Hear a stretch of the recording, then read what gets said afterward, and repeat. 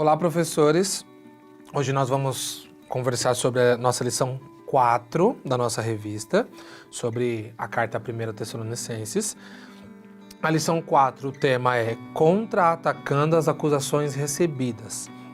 Essa lição, ela vai nos tratar de 3 acusações específicas que o apóstolo Paulo estava recebendo naquela época, e ela vai trazer para nós como essas acusações elas são muito vigentes nos nossos dias atualmente. O contexto básico do texto é do capítulo 2, do versículo 1 ao 10.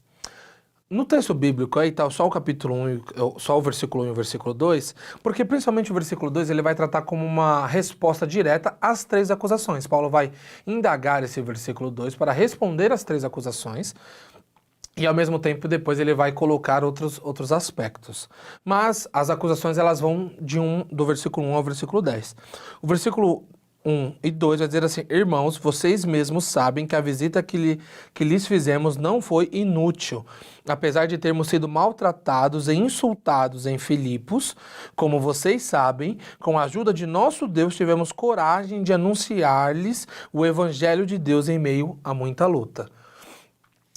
Essa lição vai começar a vai nos trazer 3 pontos muito fortes, que são acusações que nós recebemos hoje em dia.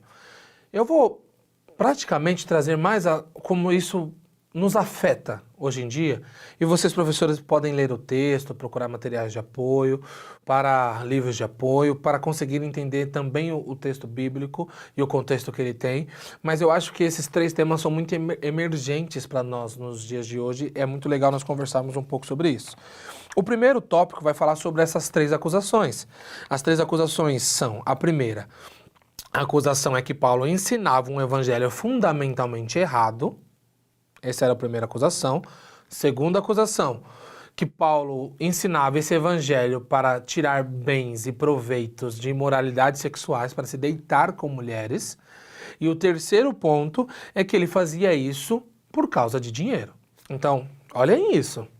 Igreja de Tessalônica, por volta de 50 a 55 depois de Cristo, e as 3 acusações é que a palavra não era verdadeira, e que isso era para gerar que Paulo conseguisse ter mais facilidade para se deitar com as mulheres, ou acusações imorais sexuais, e que ele era ganancioso. A gente nem é acusado dessas coisas ultimamente, né? Atualmente a gente nem é muito acusado sobre isso, né? Os nossos líderes não são essas acusações que eles recebem, né? E é bom a gente pensar sobre isso porque Paulo respondeu. E nós podemos trazer uma reflexão para nós, professores, de como é importante termos respostas, sim, para esse tipo de acusação. Nós não podemos receber a acusação e falar: não, Deus é minha testemunha, está de boa. Nós não podemos tratar assim. Existem acusações que vão diretamente contra o nosso caráter. E o nosso caráter, como nós vemos tratando e nós vamos tratar durante toda a revista, o caráter e o testemunho dos Tessalonicenses e o testemunho e o caráter de Paulo, porque isso sim serve como um pano de fundo para tudo que a igreja representou durante todo esse tempo. E é importante tratar esses 3 pontos não como pontos de acusações que por mais que sejam mentiras, elas não influenciam. Não, elas influenciam e nós precisamos ter respostas para elas. Os nossos líderes e nós, porque eles nos acusam de acreditar em determinadas coisas, como provavelmente você já ouviu nos descrentes ou em outras circunstâncias, provavelmente você já ouviu. É normal ouvir: ah, mas você acredita no seu pastor? Você acha que ele não rouba seu dízimo? É muito normal você escutar esse tipo de acusação. Você acha que ele não se aproveita das mulheres que vão para ele com fracas, pedindo um conselho? E também, você realmente acredita que essas coisas que ele fala é verdade? Então, tipo assim, são três acusações, professores, que nós recebemos muito durante toda a nossa caminhada cristã. A primeira acusação, que vai ser o nosso tópico 2, é: o evangelho não é engano. Esse é o nome do tópico, porque ele estava sendo acusado de pregar um evangelho que não fosse verdade. Nós já viemos tratando um pouco sobre isso nas outras lições, de como a palavra de Deus ela é eficaz, ela é verdadeira, ela é viva. Então, não vamos nos ater tanto a explicar o porquê que ela não é engano. ou por que que ela é verdadeira? Porque nós já vemos tratando sobre isso e você pode ler esses 2 primeiros tópicos que você vai ter uma boa noção disso. Durante o resto da revista nós vamos ainda falar sobre isso. Mas o ponto que eu queria trazer já nesse ponto aqui para nós é: isso é real para nós nos dias de hoje? Porque o último parágrafo vai nos dizer assim: e nos dias atuais existe essa diferença? Pense em quantos pregadores que só falam de coisas alheias. Cruz, pecado e arrependimento não são citados em suas pregações. Cada dia mais, algumas igrejas fazem de tudo para chamar a atenção, mudam linguagens, adaptam o templo, usam qualquer artimanha para tentar trazer o máximo de pessoas possíveis. São retirados de pautas, são retirados das suas pautas para que não ferem ou ferirem egos de pessoas influentes. Então muitas coisas são retiradas, assuntos que feririam pessoas que são influentes naquela igreja são retirados. As mensagens são totalmente de autoajuda e os pastores vão perdendo cada vez mais lugares para os coaches. Confessar pecado virou utopia na igreja. Paulo vai na contramão de tudo isso e nos mostra que o evangelho não é adaptável. Não se esconde o que o evangelho tem a dizer. Pelo contrário, joga-se luz na palavra e assim ela iluminará aqueles que a receberem. Então, eu li esse último parágrafo porque essa é a reflexão que eu quero trazer para nós nesse primeiro tempo, nesse primeiro tópico, e é isso que eu quero que vocês levem prioritariamente aos seus alunos. Vocês podem tirar dos 2 primeiros parágrafos outros tipos de lições, mas o que nós podemos tirar primeiramente é: nós vamos trazer isso para os nossos dias. Ele era muito acusado de que aquele evangelho não era verdadeiro, por mais que aquele evangelho já tivesse dado eficácia de que ele era sim eficaz, já tivesse mostrado que ele era verdadeiro, já tivesse mostrado que ele era totalmente vívido em tudo aquilo que eles pregavam. E mesmo assim eles continuavam sendo acusados e Paulo vai dar uma primeira defesa sobre isso. E a primeira defesa que ele vai dar sobre isso é dizer assim: bom, eu tive entre vocês, eu estive no meio de vocês e vocês sabiam do meu passado. Vocês sabiam que eu fui em Filipos, o que aconteceu comigo em Filipos, então ele invoca aí o versículo 2.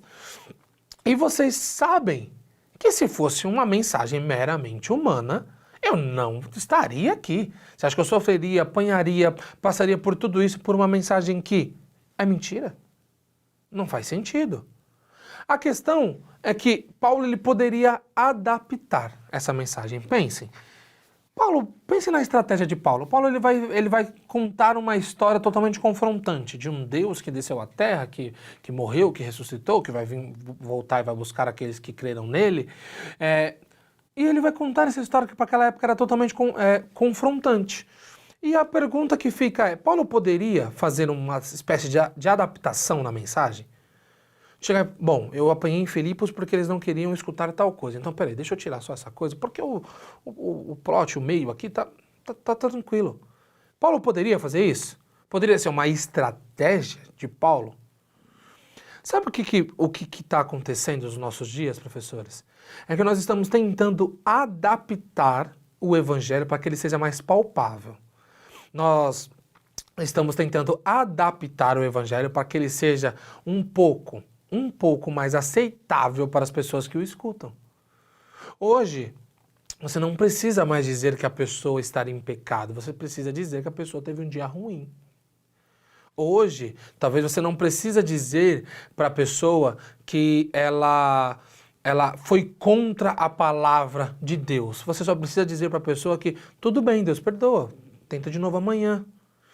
Então hoje o conceito de pecado, e por isso que eu coloquei aqui, confessar pecado é utopia, ele foi totalmente denegrido para que essa mensagem fosse mais palpável, fosse mais palatável, fosse mais gostosa de se escutar pelos ouvintes que receberiam essa mensagem e achariam que, bom, tá bom, assim, não preciso mudar muita coisa. Dá para me adaptar aqui, dá para me fazer dessa maneira. Hoje, cada vez mais os pastores, a ideia de um pastor chegar e dar uma ordem e o crente receber e falar: não, mas foi o pastor que me disse. é o anjo da igreja. Isso vai perdendo cada vez mais espaço. E o que vai aparecendo cada vez mais são pessoas dizendo que você é bom. Olha que coisa. Enquanto Paulo dizia, vocês são ruins e vocês estão indo para a condenação eterna. Cristo morreu por vocês e quer trazê-los de volta à vida. Quer dar vida. Aqueles que morreram com Cristo ressuscitarão com Cristo. Paulo vai dizer isso em outro momento.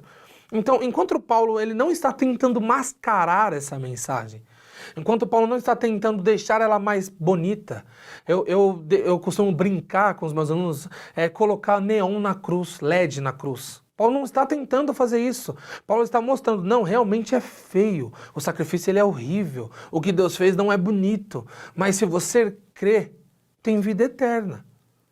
E a grande questão é que hoje nós não estamos querendo mais demonstrar esse evangelho de uma maneira que seja confrontadora. Hoje, Timothy Keller é um grande teólogo e um excelente pastor dos Estados Unidos, e ele, ao abrir sua igreja em Nova York, ele foi colocando que ele estava pregando muito sobre morte e ressurreição de Cristo, e perguntaram para ele, e ele vai dar um argumento muito maravilhoso para nós que queremos evangelizar, e perguntaram para ele, por que você só está pregando sobre morte e ressurreição de Cristo? Está na hora de nós recebermos comida mais pesada, uma feijoada. Cadê? Você só está falando sobre o básico do evangelho. Cadê as coisas mais profundas? Perguntaram para Timóteo Keller e ele prontamente respondeu. O que é mais profundo do que a morte e ressurreição de Cristo? Ele não estava tentando mascarar, ele dá um argumento em seu livro que é maravilhoso, que ele vai dizer assim, quando nós vamos evangelizar alguém, nós não temos que chegar e falar assim, bom, deixa eu só falar para ele, só chamar a atenção dele, trazer ele para a igreja, e lá na igreja eu já começa a entrar e com o tempo eu vou mostrando as coisas mais pesadas para ele. Não, nós precisamos chegar na pessoa, não com essas palavras, obviamente, e mostrar para a pessoa que ela é pecadora e ela precisa aceitar a Cristo. Esse que é o evangelho. Era isso que Paulo fazia. Paulo ele chegava na cidade e com a sua oratória, com a sua maneira de expor, ele mostrava que eles eram pecadores e que eles precisavam acreditar no Deus verdadeiro que era o único capaz de salvá-los. Isso não foi mascarado em nenhum momento por Paulo. E por isso que ele vai invocar. Vocês sabiam do meu histórico. Vocês sabiam do que eu sofri em outras cidades. E mesmo assim vocês escolheram me ouvir. Então essa acusação não tem fundamento. E fica a reflexão para nós, nesse primeiro ponto. Nós estamos mascarando a palavra de Deus? Nós estamos deixando ela mais suave? Nós estamos deixando ela mais tranquila? Nós estamos querendo encher a igreja e para isso, se for necessário, nós fazemos uma palavra um pouco mais tranquila para que essas pessoas não se sintam confrontadas? É isso que nós estamos tentando fazer? Porque se for isso, nós não estamos seguindo os passos de Paulo. E como nós falamos na lição anterior, nós não somos imitadores de Cristo. Porque pregar a palavra é confrontar. E o confrontar não é essa ideia de mandar todo mundo para o inferno, pelo amor de Deus. Mas é de expor o evangelho, e esse evangelho, ele é confronto. Esse evangelho, ele vai confrontar. Ele vai chegar em determinado momento e dizer, tudo bem, entendi que que Jesus morreu e que ele ressuscitou, mas para mim crer nessa palavra, eu preciso abrir mão de quem eu sou. Porque eu sou ruim, eu sou pecador. Então, esse conceito vai nos trazer essa reflexão, professores, e isso é bom você levar para os seus alunos, de que, tudo bem, nós somos atacados de que essa palavra não é verdadeira. Mas muitas das vezes nós somos atacados que essa palavra não é verdadeira, e tudo bem por sermos atacados, que a Bíblia diz que nós seríamos atacados e que nós podemos mostrar o nosso testemunho, e a eficácia dessa palavra mostrará que sim, ela é verdadeira, então ela meio que se autodefende, por mais que ela não esteja querendo dizer isso. Mas será que com tamanha acusação contra nós, será que com constante acusação contra nós não estamos começando a nos amoldar a essas acusações para não recebermos mais? Será que nós não estamos querendo mudar um pouco o ponto e dizer assim, tudo bem, já que isso fere tanto a igreja, deixa eu tirar isso de pauta. Não vou tocar mais nesse assunto. Será que nós estamos nesse ponto? Porque se estivermos nesse ponto, nós precisamos voltar a imitar o apóstolo e a imitar a Cristo de uma maneira verdadeira. O evangelho, ele não é engano, é esse primeiro tópico, e ele não precisa, não pode, em momento algum, ser adaptável. Agora, só para concluir esse pensamento, Dan, você está dizendo que todos os lugares que nós temos que pregar tem que ser igual? Não. Você não prega do mesmo jeito que você prega na Colômbia, você prega no Brasil. Você prega na Venezuela, você não prega igualzinho no Brasil. O adaptável é a palavra que não pode ser, mas não a maneira como você vai dizê-la. Então, é claro que públicos são diferentes, mas a palavra continua sendo morte e ressurreição de Cristo. Então, a palavra não pode ser adaptável em nenhuma espécie, de nenhuma maneira. O terceiro tópico vai nos tratar sobre imoralidade não combina com o evangelho, que seria a segunda acusação que Paulo vai receber. Paulo, ele vai... Essa acusação aqui é uma acusação muito específica sobre imoralidade sexual, e é legal a gente conversar um pouco sobre ela em um sentido de testemunho mais uma vez, tocar no assunto de testemunho mais uma vez. Paulo foi acusado de que a maneira como ele falava as palavras que ele proferia, era para induzir mulheres a acreditarem nele e que a partir disso ele pudesse tirar delas proveitos sexuais. Então, se deitar com as mulheres porque elas acreditavam e talvez olhassem ele como um homem de Deus, e a partir disso ele pudesse ter essa possibilidade de deitar com as mulheres, até porque, como nós trabalhamos na primeira lição, tinham muitas mulheres um pouco autodependentes na época, Tessalônica, por ser uma cidade um pouco rica, então mulheres que tinham um poder aquisitivo maior, então poderiam sim trocar de religião sem tanto depender do seu marido. Em todo esse contexto, era uma acusação muito real para Paulo de que Paulo estava interessado em se deitar com elas.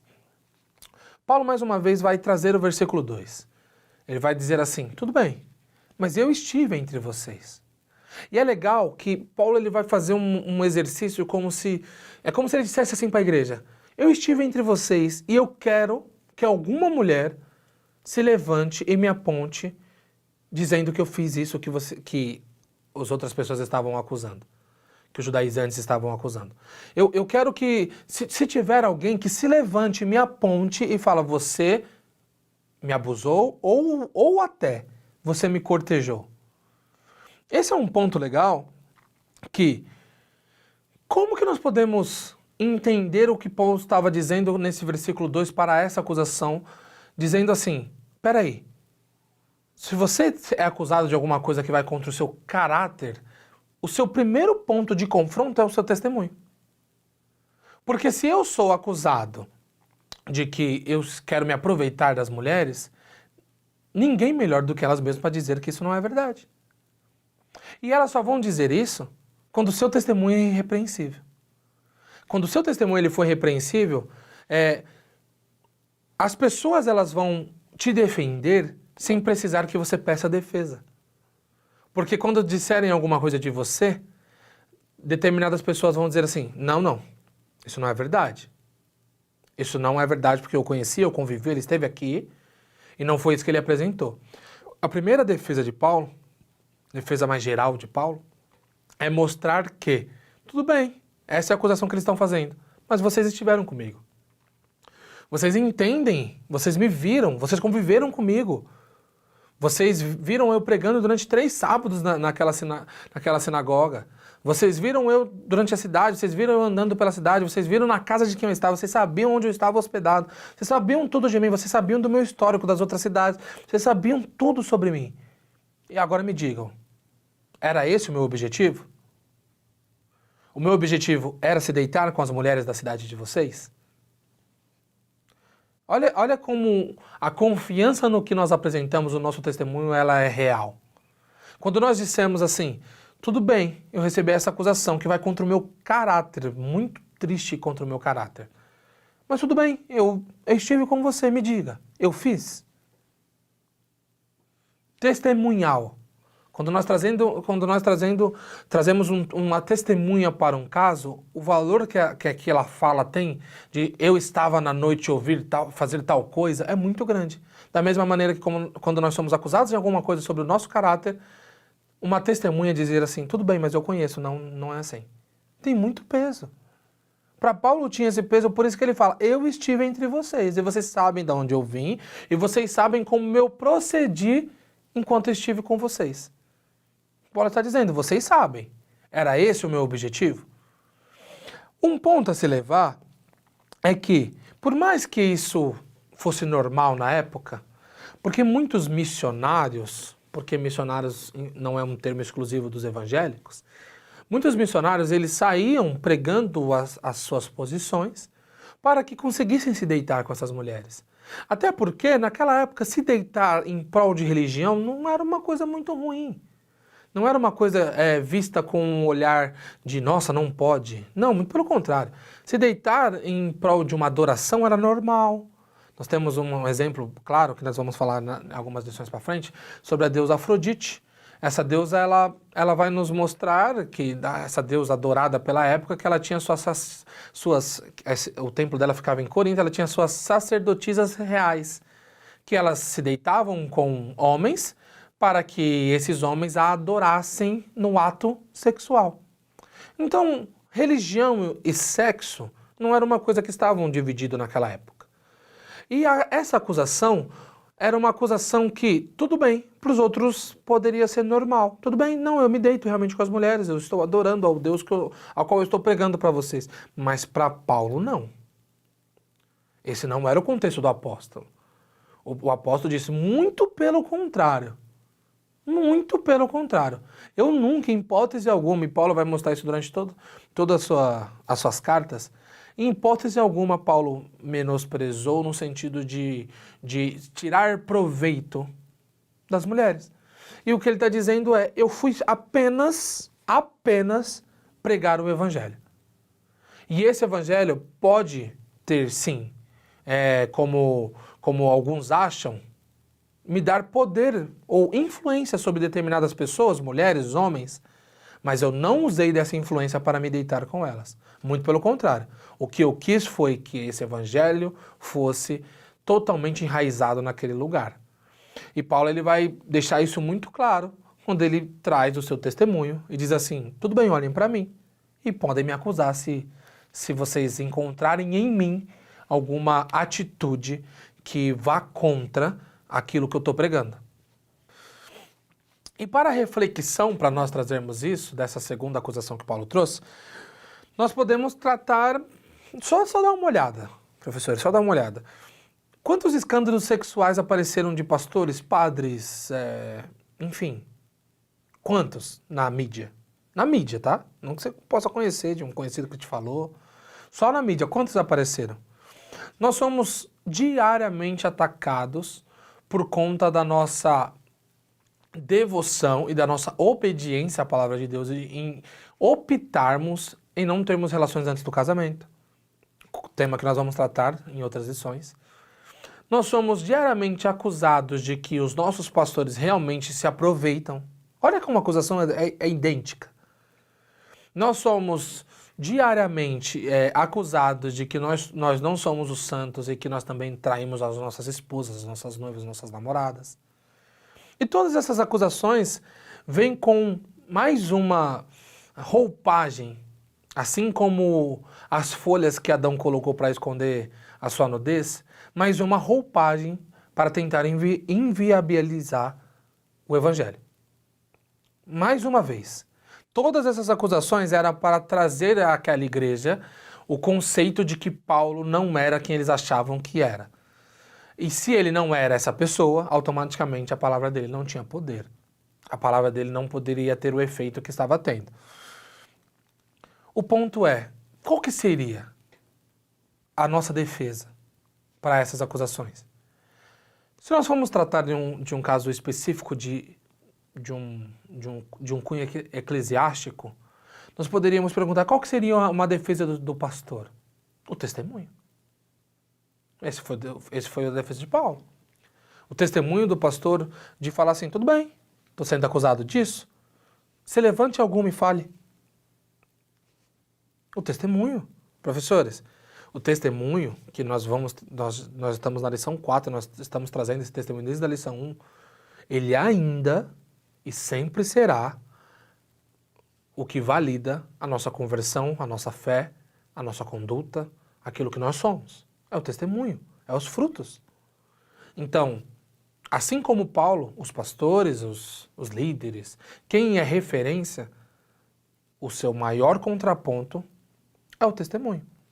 E para nós que sofremos essas acusações, para com os nossos líderes e para conosco que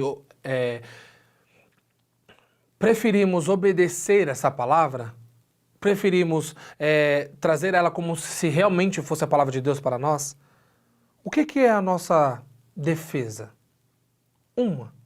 Também o testemunho. Porque quando as pessoas olham para o nosso namoro, quando as pessoas olham para, enfim, para mil e uma coisas que refletem esse tipo de acusação, eles precisam ver testemunho. E para nós também, o que é a nossa defesa, além do testemunho irrepreensível, é como o Espírito Santo age em nossa vida. Aí você pode perguntar, por que como o Espírito Santo age? Porque isso não está diretamente ligado ao testemunho? Fruto do Espírito? Sim, está diretamente ligado ao testemunho. Mas as nossas palavras, elas não são, assim como Paulo deixou muito bem claro na primeira acusação, meramente humanas. As nossas palavras, elas são altamente contagiosas pelo fato de o Espírito Santo estar por trás delas. Então, qual seria a nossa defesa, além do nosso testemunho real de a pessoa olhar para nós e olhar e falar assim, bom, realmente ele parece seguir aquilo que ele diz que é verdade. Sim, aquilo que nós falamos sobre aquilo que nós vivemos.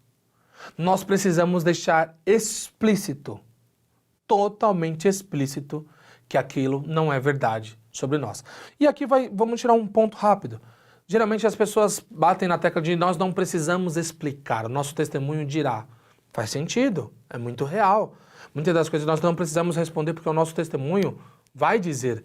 Mas no sentido geral, nós precisamos deixar explícito de que aquilo não é verdade para nós. Ou do que aquilo é verdade para nós. E as pessoas, ao partir da nossa fala, vão identificar que o que nós dizemos é verdade pelo nosso testemunho. Então um vai casar com o outro. Quando nós dizemos para alguém, eu não traio a minha esposa, a sua palavra tem que ser firme. Do mesmo jeito que o seu testemunho tem que ser repreensível. E para nós é a mesma coisa. Eu não faço tal coisa. Minha palavra tem que ser firme porque a minha palavra ela tem que ter o peso de uma palavra vinda do Espírito Santo. Assim como o meu testemunho tem que estar firme. Então Paulo ele vai invocar essas coisas e essas são acusações também que nós recebemos no nosso dia a dia. A última acusação de Paulo é sobre dinheiro. As pessoas estavam dizendo, os judaizantes estavam dizendo que Paulo estava pregando, usando de artimanhas para conseguir dinheiro das pessoas que estavam lá, dos seus fiéis, seus novos fiéis. E assim, nós somos acusados por sexualidade, nós somos acusados por mentiras, de pregar uma coisa que não é verdadeira, apenas para influenciar pessoas e tal. Mas se tem uma acusação que o cristão recebe, é uma acusação contra o dinheiro. Sobre coisas como nós queremos, como nós somos sensacionalistas para conseguir dinheiro de pessoas boas. É claro que nós sabemos de quem nós estamos dizendo aqui e nós nem consideramos prioritariamente essas pessoas nossos irmãos, esses pastores nossos irmãos. E nós não precisamos citar nomes, né? Mas, no geral, nós somos muito acusados. Muitas vezes você já deve ter recebido a pergunta de tá bom, mas será que o seu pastor não pega o seu dízimo? O que a sua igreja faz com a sua oferta? Você não poderia ter pegado o seu dinheiro e ter ajudado você mesmo, você tem que dar para a igreja? A igreja é rica, o seu pastor está ficando rico e você continua pobre. Olha o tanto de acusações que nós recebemos diariamente. Paulo ele foi acusado disso. Olha, para ter uma reflexão mais sobre isso, Hendrickson vai fazer uma paráfrase sobre como se Paulo estivesse dizendo para aquela igreja. Ele vai dizer assim, ó, os que nos caluniam afirmam que corremos atrás de vocês. Ora, eles não têm razão. Nossa, falei tudo errado agora, hein? Hendrickson vai fazer uma paráfrase sobre como que Paulo estivesse dizendo para os Tessalonicenses. Ele vai dizer assim: os que nos caluniam afirmam que corremos atrás de vocês. Ora, eles têm razão. De fato, ansiosamente vos desejamos, porém não com o propósito de tirar algo de vocês, e sim compartilhar algo com vocês. Então, Hendrickson vai resumir, ele vai fazer uma paráfrase do que Paulo estava dizendo, e isso de uma maneira muito legal. Ele vai dizer assim: eles estão dizendo, eles estão nos acusando de ir até vocês para conseguir alguma coisa de vocês. Conseguir dinheiro de vocês, conseguir posses de vocês. Ou, anteriormente, conseguir as mulheres de vocês. Mas nós realmente, isso eles estão certos, nós realmente viemos atrás de vocês. Mas não para tirar algo de vocês, mas para entregar algo para vocês, entregar o Evangelho. Então Paulo ele vai dar uma defesa de que, tá bom, nós fomos atrás de vocês sim, nós viemos de outra cidade, nós chegamos até vocês, nós fomos até a sua sinagoga para conseguir expor, entregar alguma coisa a vocês. Nós temos alguma coisa a dar a vocês, não a tirar de vocês. Quando nós vamos pregar, quando nós vamos ensinar, nós estamos dando alguma coisa. Nós estamos entregando alguma coisa, nós estamos entregando um alimento, nós estamos entregando respostas muitas vezes, nós estamos entregando alguma coisa e não retirando alguma coisa. E por isso que o argumento de Paulo é: não, nós não estamos atrás de vocês por dinheiro. Até porque, aí Paulo traz de novo aquele segundo versículo.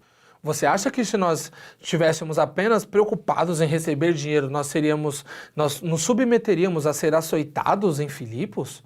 A sermos jogados na prisão, a sermos, em outras cidades e sermos totalmente destroçados pelo fato de nós apenas queremos dinheiro?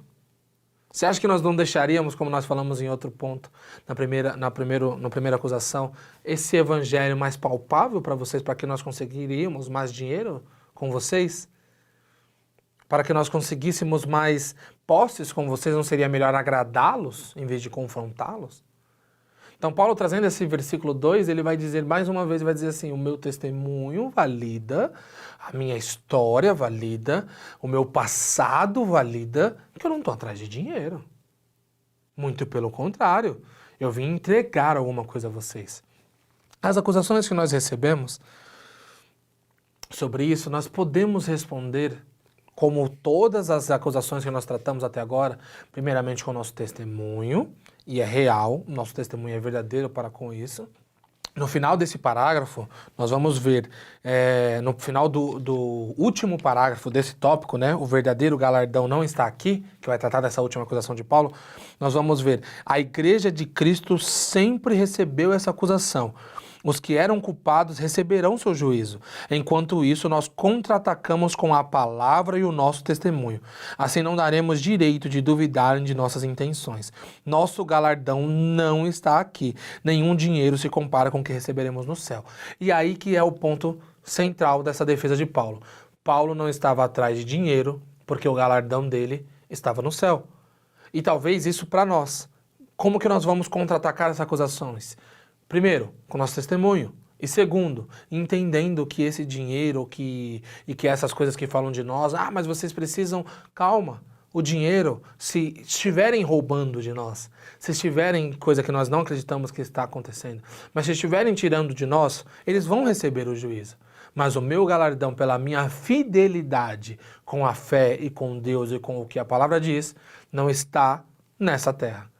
Então, a nossa maior defesa, talvez, além do nosso testemunho, seja, tudo bem, eu entendo seus questionamentos, mas isso para mim não é prioridade. Prioridade para mim era estar no céu. Prioridade para mim é receber o meu galardão por todas as obras que eu fiz com Deus. Isso não dizendo que a nossa salvação vai derivar de obras, muito pelo contrário, nossa salvação é por meio da fé e pela graça. Mas que tudo que nós fazemos aqui, nós vamos receber uma recompensa por isso. E esse galardão, ele sim vai validar muito dessas acusações. E esse galardão vai dizer, tudo bem, vocês receberam essas acusações, mas o que importa é que vocês permaneceram firmes. Então, se nós vamos recapitular essas 3 acusações de Paulo, a palavra é mentira. Essa palavra não é verdadeira. Essa palavra tem origem humana. E Paulo vai dizer, não, essa palavra não tem origem humana. Essa palavra tem uma origem divina. E além disso, trazendo para os nossos dias, não podemos fazer com que essa palavra seja adaptável. A palavra ela não pode ser adaptável. A palavra é a palavra de Deus. Segunda acusação que Paulo vai receber é uma acusação sobre caráter imoral. E nossa principal defesa é: eu estive entre vocês e vocês me digam. Tem alguém que se possa levantar para me acusar sobre isso? E que nessas acusações nós também podemos entender, trazendo para os nossos dias, que se nós deixarmos o nosso testemunho intacto e nós deixarmos muito claro com as nossas palavras de quem nós somos, do que nós cremos, do que é a verdade para nós, essas seriam nossas armas de contra-atacar essas acusações. E terceira acusação que Paulo recebe é: você faz isso por dinheiro. E nós recebemos essas acusações. Os seus pastores fazem isso por dinheiro. Se isso fosse verdade, que não é, eles receberiam o seu juízo.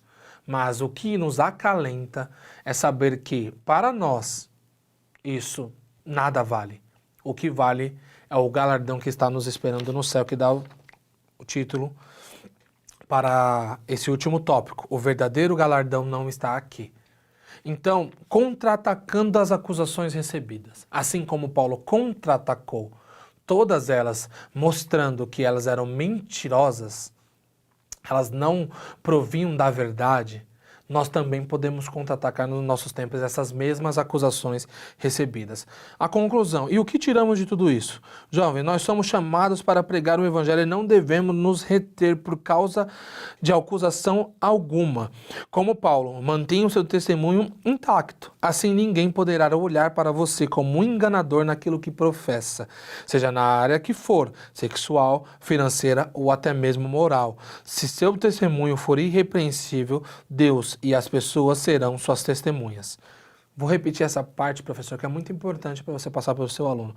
Se o seu testemunho for irrepreensível, Deus e as pessoas serão suas testemunhas. E é isso que Paulo invoca para responder as outras três questões, as três acusações que são levantadas contra ele. Estejamos prontos para contra-atacar.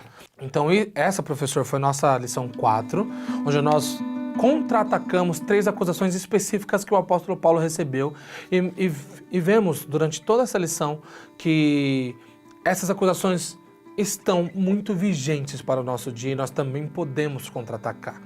Então, encerro aqui essa lição 4, que Deus abençoe a sua vida e até a próxima aula.